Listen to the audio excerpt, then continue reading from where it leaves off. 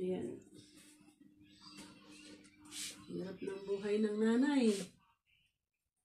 Talagang every morning, every day, ganito na ang ginagawa.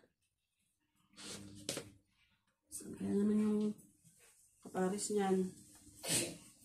Nagpaluto si Bunso ng pancit canton. Yun daw ang i-breakfast niya. Eh, hindi naman na breakfast.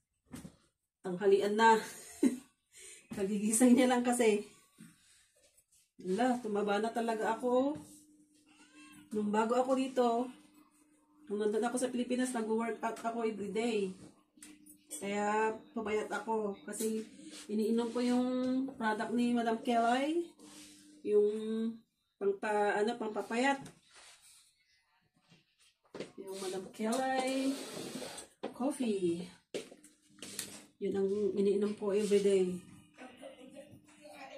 Kaya nagbumaba yung kilos ko. Yung 70 naging 65. Naging 65 ang kilos ko. Ngayon, wala na naman, oh.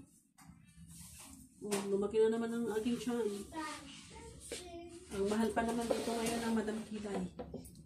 Grabe, triplets ang ano. Triplets ang bayad. 295 lang sa Pilipinas. Dito, magkano 18 pounds. Hindi ko yun afford.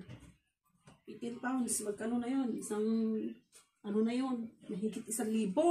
Huwag na. Magpapabili na lang ako pag uuwi yung tiyahin ko. Uuwi siya sa, sa January.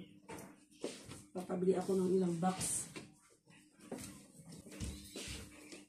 Tapos yung mga, sabi ko noon kasi, nung papunta kami doon, mura ang bilihin dito. Kaya yung mga boots ni Heres na mga sapatos niya, hindi ko kinuha. Tapos yung mga damit ko din na iba, hindi ko kinuha. Ay naku, pagdating ko dito, gross. Diyos ko. Hindi ko ma-imagine. Ang mahal pala. Hindi tuloy ako makabili ng damit ko ngayon. Gamit. Dapat kinuha ko na lang yung mga ibang damit ko dati.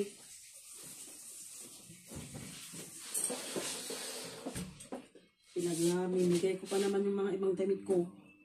Sayang.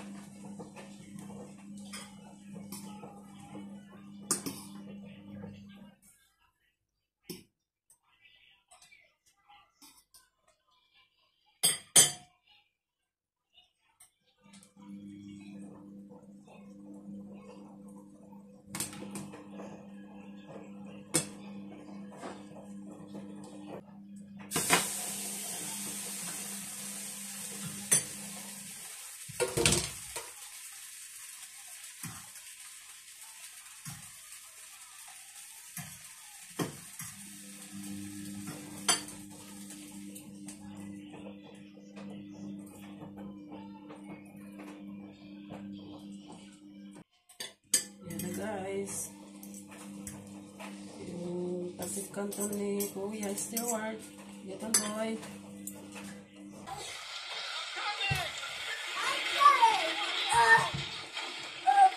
there?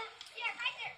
Perfect. There's a lot of wood here from a dead tree that Hunt's gonna give you. Oh, bro, perfect.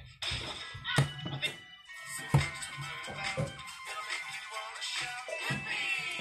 Hey, it's me, Blippi. Happy Halloween. Where did Tabs go? She was just here.